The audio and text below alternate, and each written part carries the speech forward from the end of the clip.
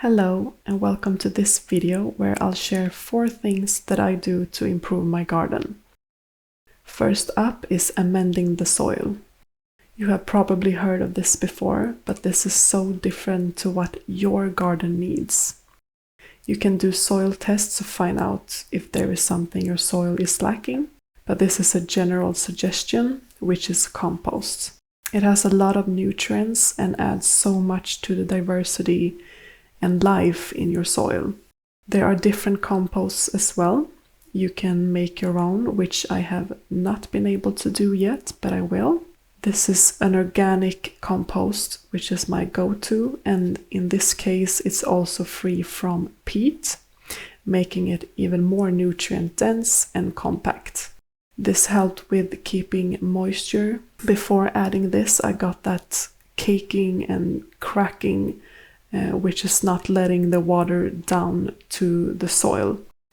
Amending your soil really means to improve the quality. Compost can also be used mixed in with the soil to make it fluffier, but I needed to get rid of that dry layer on top of the soil. I then make sure to water it thoroughly.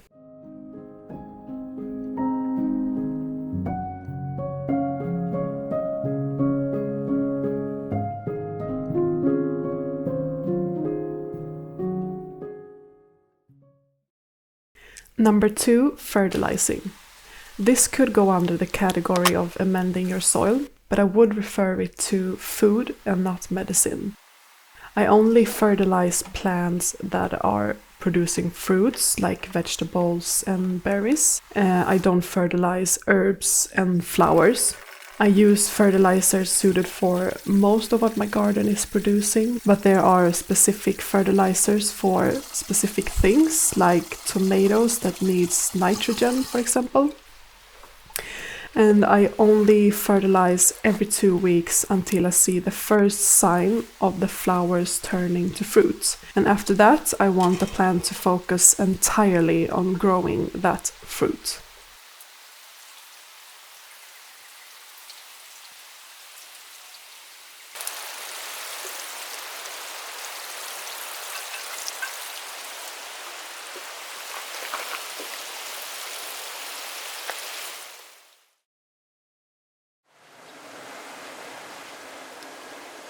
Number 3, pruning. In the beginning of the season, you want to let your plants grow as much as possible before the first pruning. Vegetables needs to be pruned once they are starting to produce fruit. You want to let them grow a lot of leaves first, since they are collecting their energy from the sun. And later in the season, it's time to start pruning. Reasons could be to prevent diseases by increasing airflow and cutting the leaves touching the ground to prevent soil-borne disease, or just for easier management. It is vital that you research how and when to prune your specific plant, but in general you would want your vegetables to grow big and delicious fruits, so cutting back a few leaves or branches redirects the plant's focus. Another reason could be to let the pollinators reach the flowers. And it does look so much better, doesn't it?